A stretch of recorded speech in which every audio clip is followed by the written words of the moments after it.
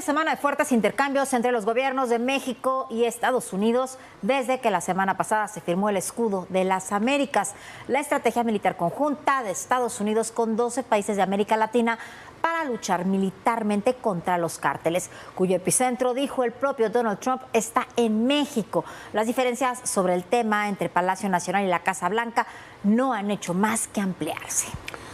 Las tentaciones de la administración Trump para ordenar operaciones en México son cada día más intensas, parecen ser más claras, sobre todo visto lo ocurrido en Venezuela, Irán y próximamente Cuba. Hoy el presidente Trump dijo que él podía hacer lo que quisiera con Cuba. No es el tema de los cárteles y el terrorismo una ocurrencia, es parte de una estrategia de fondo, de una estrategia hemisférica para acabar con la relación entre los cárteles, los gobiernos populistas de izquierda y gobiernos como China, Rusia y Cuba. El diálogo entre Estados Unidos y México vuelve a subir de nivel por el tema del combate a los cárteles de la droga. Este fin de semana, en medio del intercambio de declaraciones entre Donald Trump y la presidenta Claudia Sheinbaum por temas de narcotráfico, la mandataria respondió que es el pueblo quien gobierna y no otros sectores, mucho menos criminales.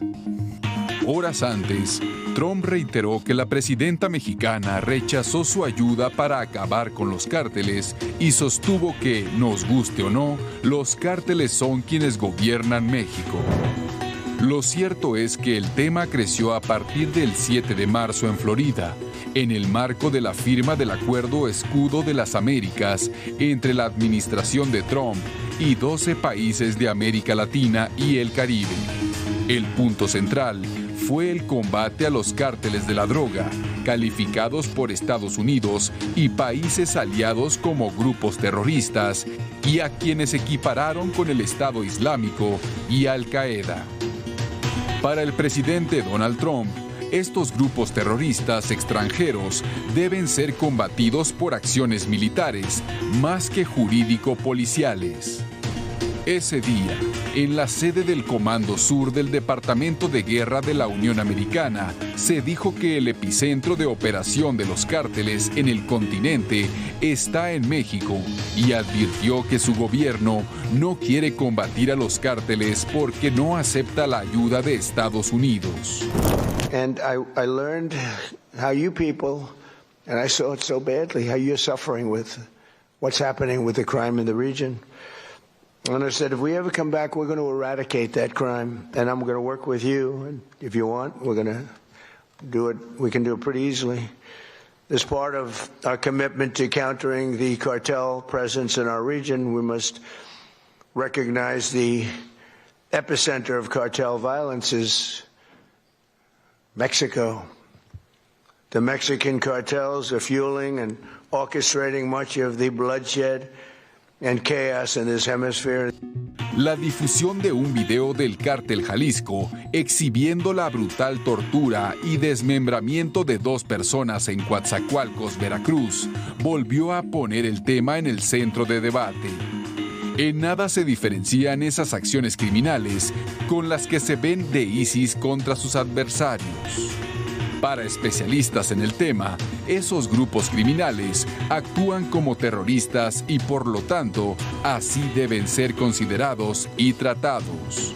Consideran que las tropas de Estados Unidos no van a entrar de forma unilateral a México, pero analizando la coyuntura, lo que está sucediendo en Irán, lo que podría suceder en Cuba y la cercanía con las elecciones de noviembre en la Unión Americana, no se descarta que la Casa Blanca decida emprender acciones unilaterales si es que el gobierno mexicano no llega antes a algún acuerdo.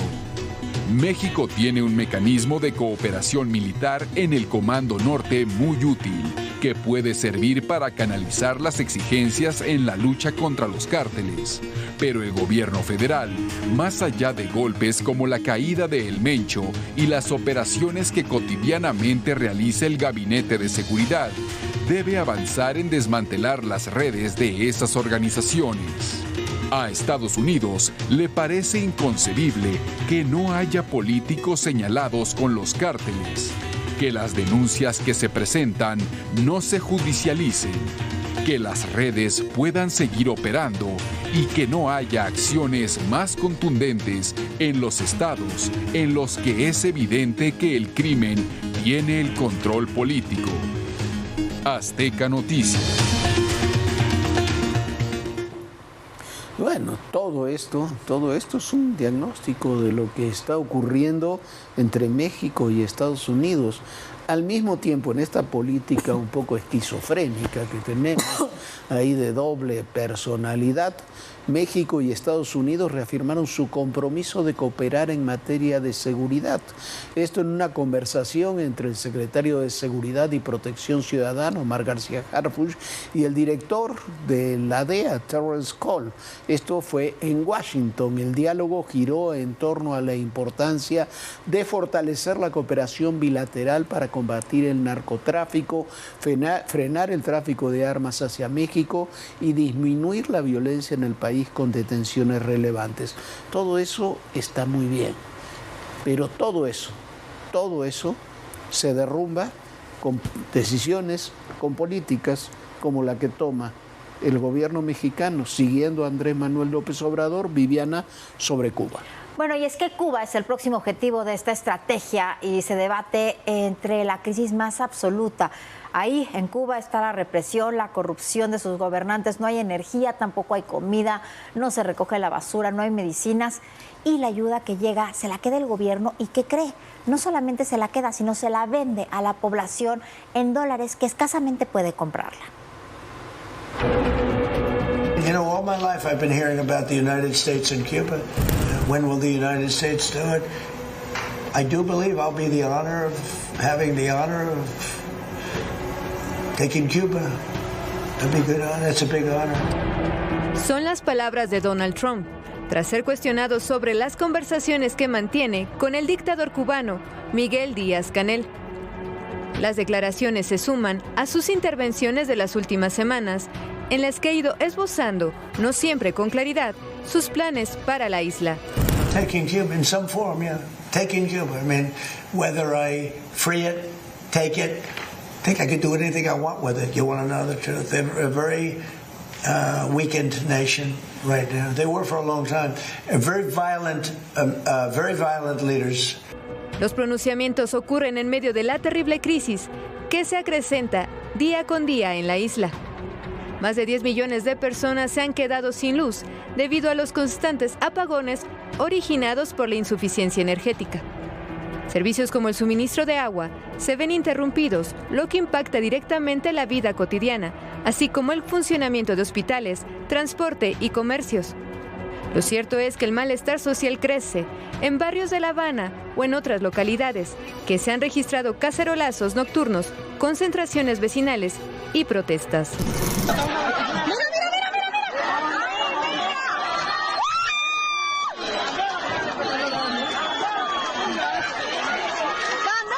Estamos ya colapsados, no podemos más con esta situación.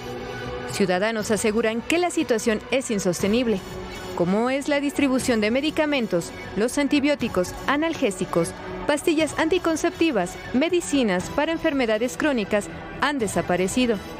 Nos sentimos cada vez un poquito más mal, entonces esperamos que en algún momento mejore, porque es muy difícil la vida así, se nos hace imposible. Incluso la pregonada ayuda humanitaria que envía México para la población cubana se ha convertido en un negocio lucrativo.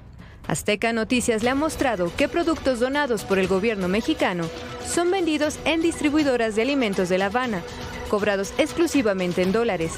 El caso más documentado es el frijol del bienestar. Lo que me causa duda que las tiendas recaudadoras de visa o TRD, que son militares, hasta antes de este suceso estaban vacías y ahora en estos días están completamente llenas. Veo las tiendas ahora llenas y sé que han venido donaciones de varios países.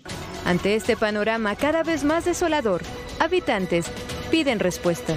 Bueno, me parece a mí que ya Díaz-Canel, Raúl y todo el comité ese tiene que determinar una determinación porque el pueblo es el que está sufriendo. ¿Viste? Ahora mira, averigua para dónde iba el petróleo eso. ¿Dónde está el petróleo si Cuba no lo tiene? Aquí no hay luz, aquí no hay corriente, aquí no hay gas, ni licuado. En días recientes, Díaz-Canel confirmó que mantiene conversaciones con Estados Unidos. A decir de él, busca abrir nuevos canales de comunicación y encontrar soluciones. Pero como en la 4T la norma es apoyar a los dictadores, López Obrador convocó a realizar una colecta de apoyo para el gobierno de Cuba, hablando de solidaridad con un pueblo que dice quiere ser exterminado por Estados Unidos. No sé quién dijo que van a exterminar al pueblo. La solidaridad que pregona López Obrador no es con el pueblo, que pasa hambre y miseria.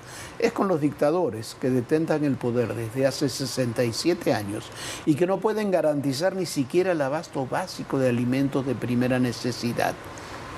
El régimen vivió de la Unión Soviética, luego de Rusia, más tarde de Venezuela, y ahora quieren que los mantenga México.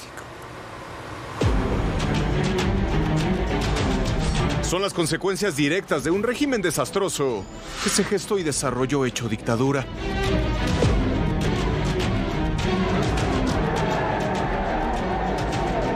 Primero el infierno que carcomió las oficinas del habitualmente intocable Partido Comunista.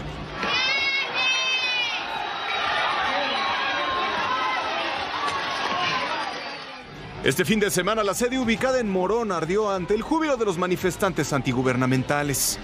Luego la penumbra total, el completo colapso de lo que quedaba del sistema de energía cubano, que se vino abajo y dejó a oscuras a más de 10 millones de personas. Es el reflejo de una nación devastada desde las entrañas por las decisiones de su propio gobierno, devorada por el comunismo.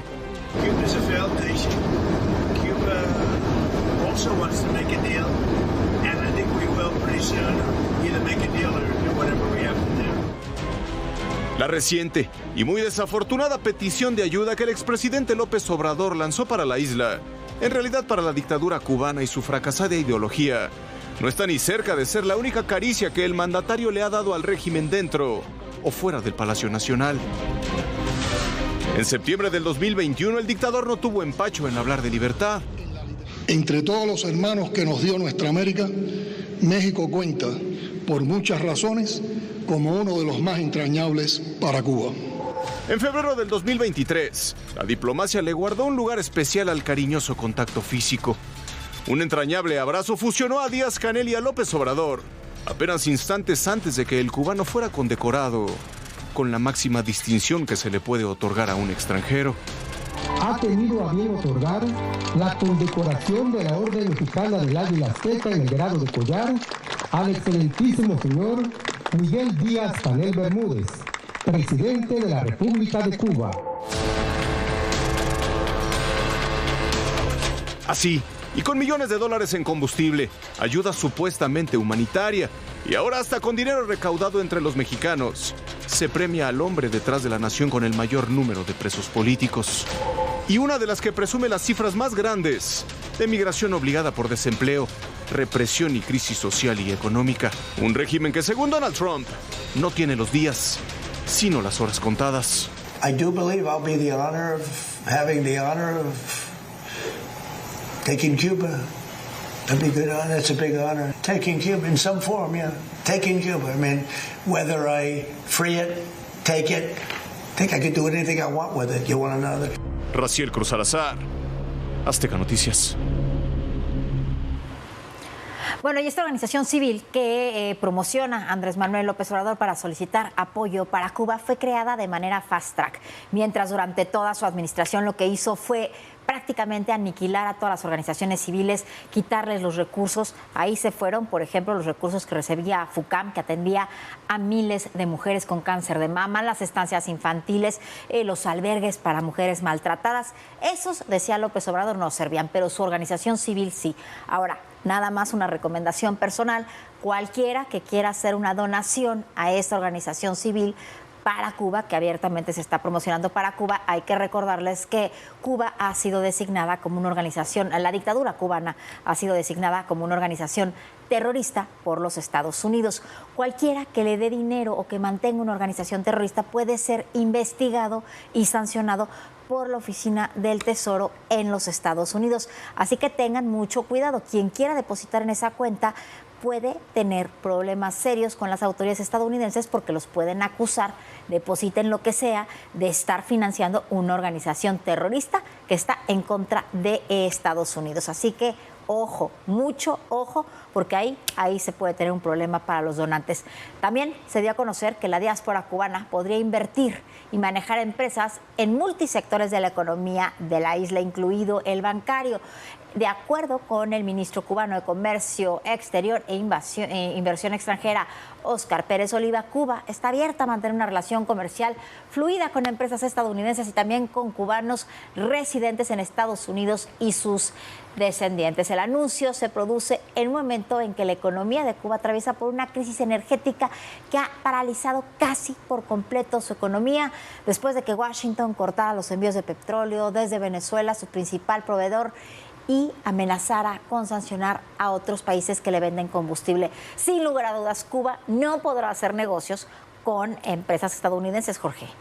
Sí, a ver, esto es lo que anuncia hoy. El que lo anuncia este ministro de Comercio Exterior es nada más y nada menos que el nieto, sobrino, nieto de Fidel Castro, o sea, es uno de la tercera generación de los Castro. Este tema junto con lo que señalaba Viviana del terrorismo, este tema junto con el deterioro que ha tenido profundo, que tiene la economía cubana, es un tema que no se puede